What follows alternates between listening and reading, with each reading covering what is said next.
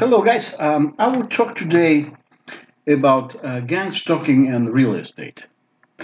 Few months ago, I made a video about how um, attempt was made on my apartment in Atlanta to be stolen while I was in Salt Lake City.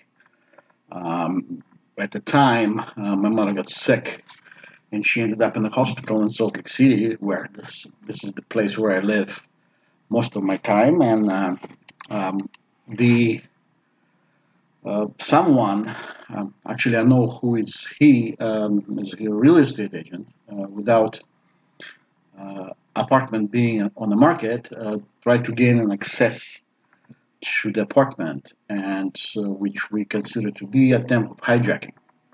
It means that the gang stalkers, when they deal with you and your real estate, they look at it as a form of enrichment and impoverishing you in the process.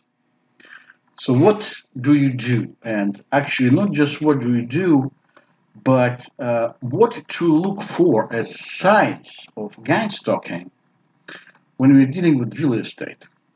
You see, the real estate is one of those things that actually appreciates in the best way sometimes.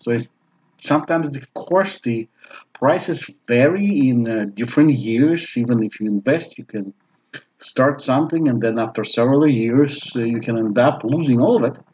But yet, as experience of most of the United States and a lot of people is, if you buy an apartment or you buy a house, after a while this thing goes in value, and either you can refinance the equity that you have and take the money out, or you can simply sell the apartment, the profit, and move on.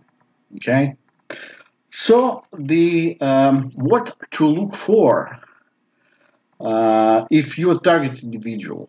You see, the goal of gang stalkers when you deal with when you deal with property is gradually. I can put them like in the grades what they do in general. The first, of course, and the best for them is if you lose the property to the bank. And usually, gang stalkers have connection with the bank, and there is a certain steps the bank takes in order to for you to fail. Okay, and there is a lot of on the internet. If you look, there are several banks that were sued and so on because their way of very well conduct financial policies, what they do, they in a hard time when it's created by people, they people lose apartments or use houses and so on. But it's done the way so nicely and clean that a lot of people cannot complain and say, "Oh, you did this and this," because. But it's more than just banks. You see, the I remember, if you remember again, I had a video about it. Those part of it was thing called a local business alliance. Local business alliance is nothing else but conspiracies between banking institution, local government, sometimes local police as enforcement, but usually police, I will be very honest with you, they're kept on dark on purpose because you don't want send a police after someone who is innocent. So what they do is they keep partial truth out, and simply usually when it's needed to get the police in action, they tell them just a fraction of whatever the real thing is. So this way police acts on their own, how to call it, accord and spark, and this is what they do. They catch criminals. This is why this is what the motivation for them shouldn't be messed with. That's why a local alliance usually don't tell everything to police. Anyway, so the as I said, it's a combination of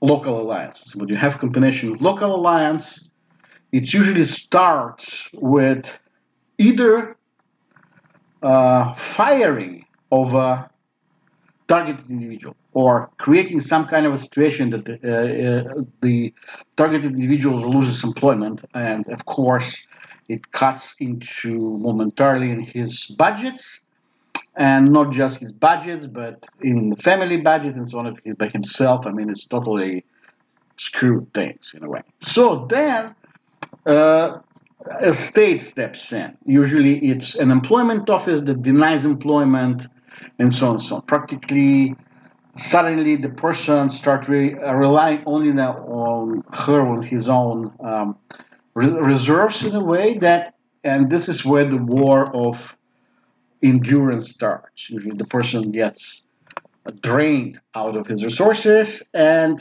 start juggling bills and so on, so on, so on, so on. And then one time comes that there is a mortgage late payments and so on, so on, and evictions.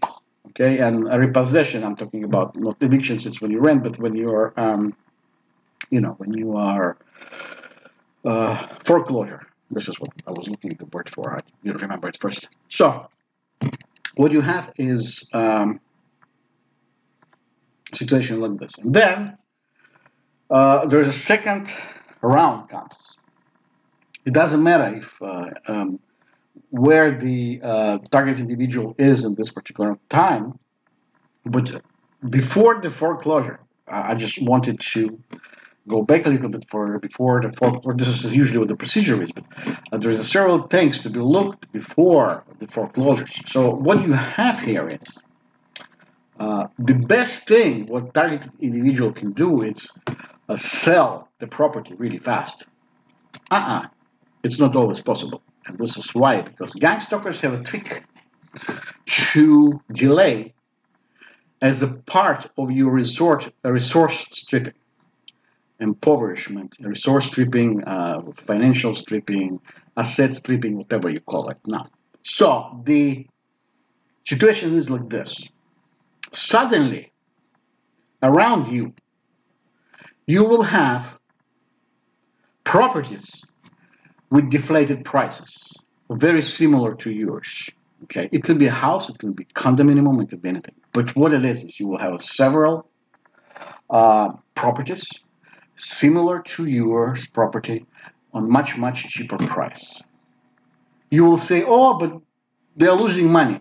Not always. I will explain how it works. Okay. For instance, you and me are friends, and I am a real estate agent. You see, I can do a contract with you and supposedly put your stuff on the market, but never settle. You always screwed up your appointments. You do the way that people have almost no visits.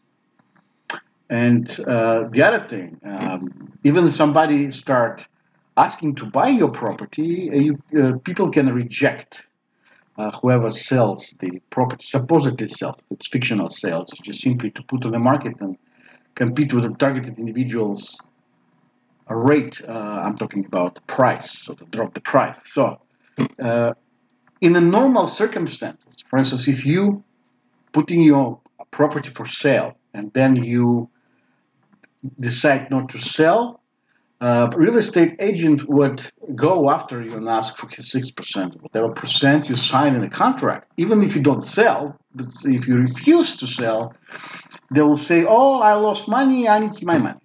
But if you and me are friends, it doesn't happen this way. So if I am a real estate agent and you're a person who supposedly fraudulently sells apartments just to create the price drop, this is what happens. You don't have to go after them.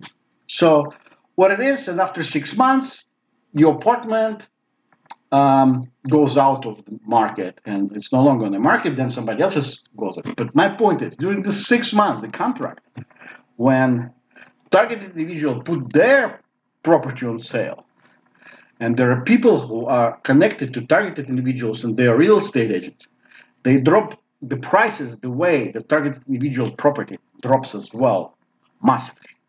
Sometimes massively, sometimes it can be 2-3 cars, you know what I mean? Depends on the neighborhood you live in. So the next thing is, If the target individuals resources are drained, what happens is there's even bank can make a modification on the loan. That doesn't matter, but still the target individual being targeted for their property.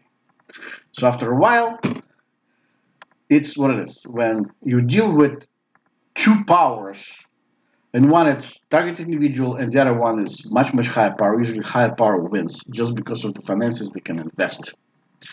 And target individual is pushed out of a real estate market. Very simple, either by him surrendering the property to the bank without stuff going on record as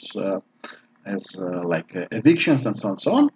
And the other ones are simply, as I said, is the thing called,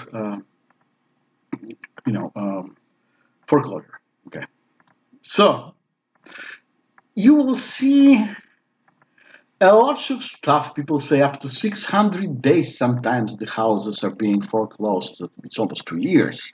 Yeah, I knew a person who had house in foreclosure. They were like 15 months.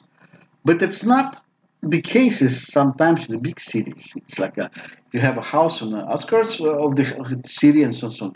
Sometimes you have specific communities where they have homeowners association.